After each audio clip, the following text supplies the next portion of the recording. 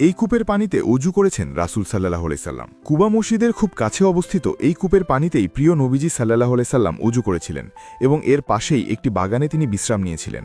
মক্কা থেকে মদিনায় হিজরতের সেই মাহেন্দ্রক্ষণটি ছিল ইসলামের ইতিহাসের সবচেয়ে গুরুত্বপূর্ণ বাঁক। প্রিয় নবীজি সাল্লাল্লাহু আলাইহি সাল্লাম যখন মদিনার উপকণ্ঠে এসে পৌঁছান, তখন তাকে এক নজর দেখার জন্য এবং স্বাগত জানানোর জন্য মদিনাবাসী অধীর আগ্রহে অপেক্ষা করছিলেন। ঐতিহাসিক বর্ণনা অনুযায়ী মদিনার মানুষ এই এথিক কূপের আশপাশেই জড়ো হয়েছিলেন।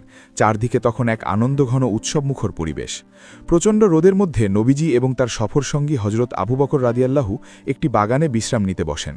প্রখর রোদী প্রিয় নবীজির যেন কষ্ট না হয়, সেজন্য হজরত আবু বকর রাদিয়াল্লাহু নিজের চাদর দিয়ে মায়াভরা ছায়ার ব্যবস্থা করেন। আর তৃষ্ণার্থ কাফেলাকে স্বাগত জানাতে মদিনার আনসাররা এই এথিক কূপ থেকেই টলটলে পরিষ্কার পানি এনে দিয়েছিলেন। নবীজি সেই কূপের পানিতেই অজু সম্পন্ন করেন। এথিক কূপটি মূলত বুস্তান আল মুস্তাজাল নামক একটি সুন্দর বাগানের মধ্যে অবস্থিত। বাগানটি কুবা মসজিদের পশ্চিম দিকে। পাথর দিয়ে সুন্দর করে বাধাই করা এই কূপে আজও পানি রয়েছে, যা এর ঐতিহাসিক গুরুত্বকে ধরে রেখেছে। ১৬০৪ হিজরিতে এর কাঠামো ও ঐতিহ্য রক্ষার জন্য বিশেষ সংস্কার কাজ করা হয়। বর্তমানে এই কূপের চারপাশটি দর্শনার্থীদের জন্য অত্যন্ত চমৎকারভাবে সাজানো হয়েছে। পর্যটকদের বসার জায়গা, হাঁটার পথ এবং চারপাশের নিরিবিলি পরিবেশ এখানে আসা মানুষকে এক আধ্যাত্মিক প্রশান্তি দেয়। নবীজির স্মৃতিমাখা এই বাগানে দাঁড়ালে আজও যেন ১৪০০ বছর আগের সেই হিজরতের স্মৃতি চোখে ভেসে ওঠে।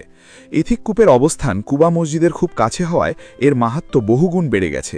কুবা হল ইসলামের প্রথম মসজিদ, যার ভিত্তি স্বয়ং নবীজি নিজ হাতে স্থাপন করেছিলেন। মসজিদে কুবা থেকে মাত্র ৩ কিলোমিটার দক্ষিণে গেলেই এই কূপের সন্ধান পাওয়া যায়। মসজিদে কুবায় নামাজ পড়ার বিশেষ ফজিলত রয়েছে।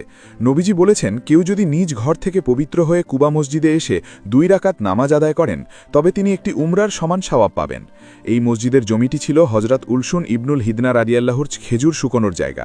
মদিনায় প্রবেশের পর নবীজি এখানেই প্রথম ১৪ দিন, মতান্তরে ১০ দিন অবস্থান করেছিলেন। কুবা মসজিদ অঞ্চলে এথিক কূপ ছাড়াও আরও বেশ কিছু গুরুত্বপূর্ণ কূপ রয়েছে। এর মধ্যে একটি হল বীর আল আরিজ বা বীর আল খাতম।